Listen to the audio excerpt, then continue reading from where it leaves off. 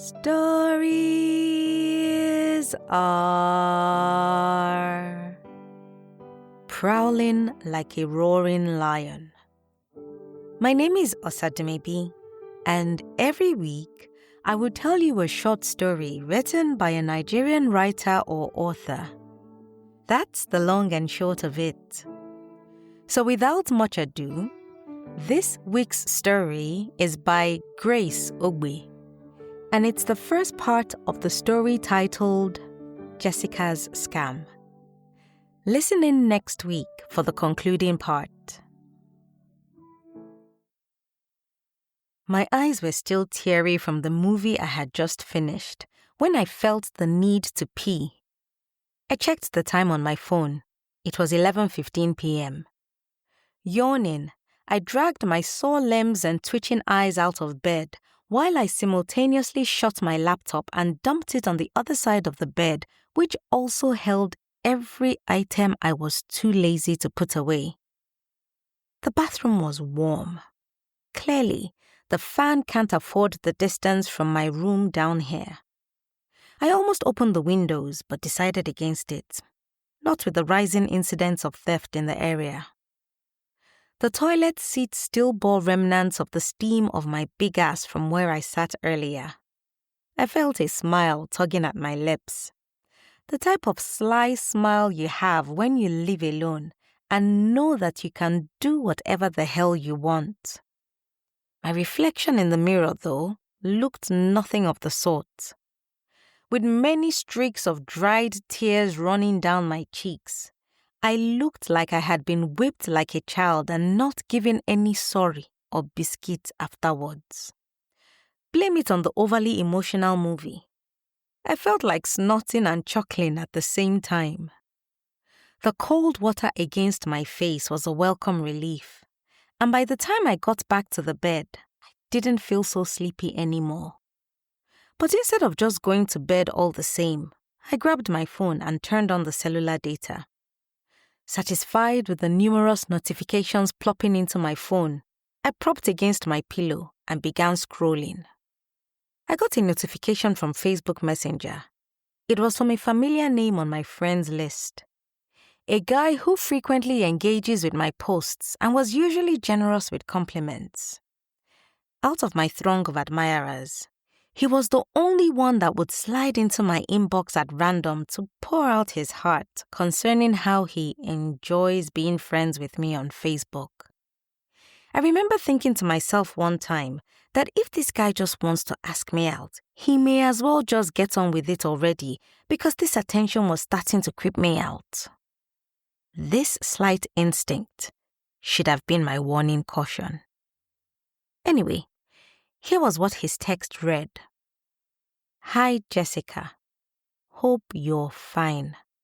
I'm sorry to bother you like this at this time of the day, but this is very urgent.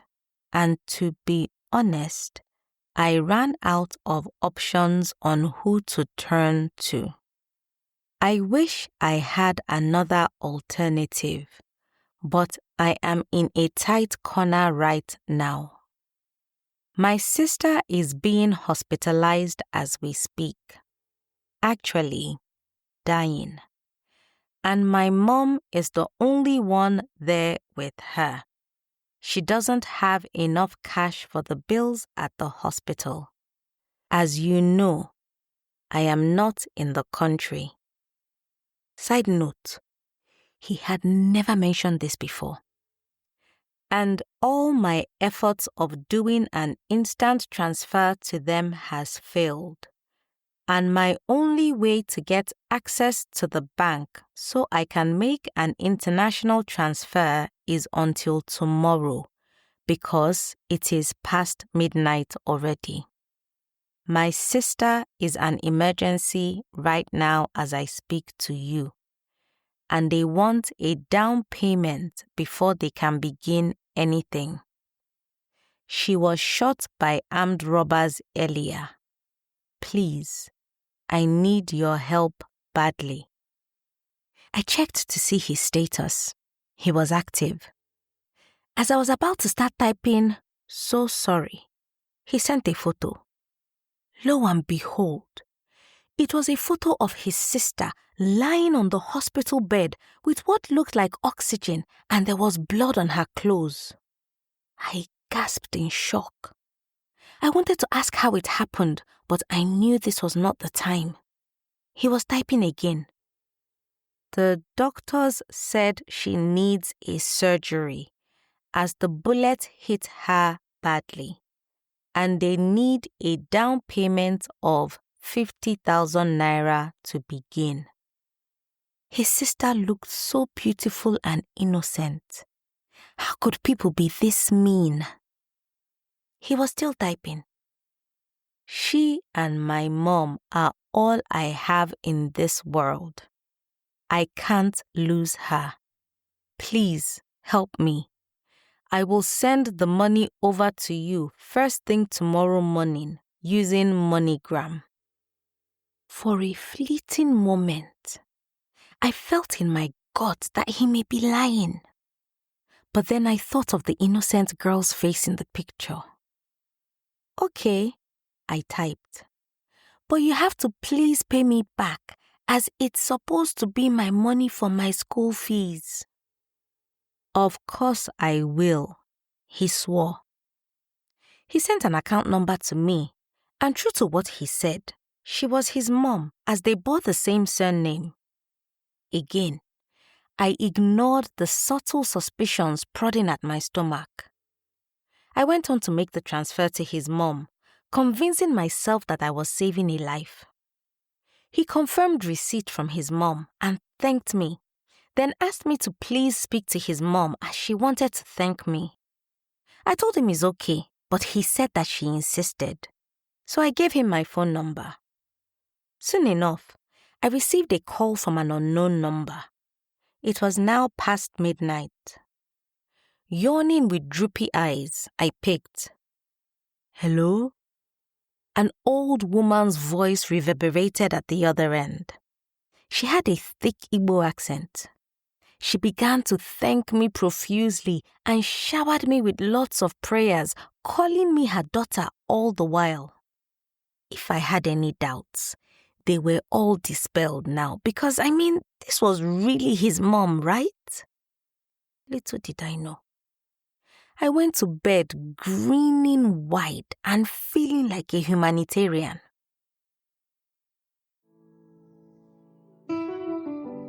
Grace Ogbe is a writer who resides in Surulere, Lagos.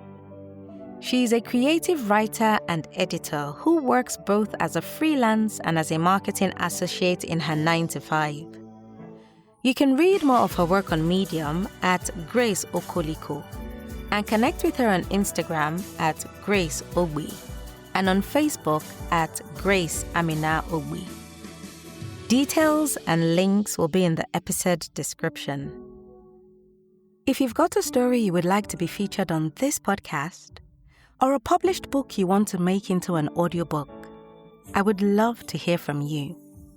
Send an email to info@osadumebi.com or send me a message at Osadumebi on either Facebook, Instagram, LinkedIn, or X. I look forward to collaborating with you. And if you've enjoyed this week's episode, please subscribe, leave a review, and share this episode with that one person you know will enjoy listening.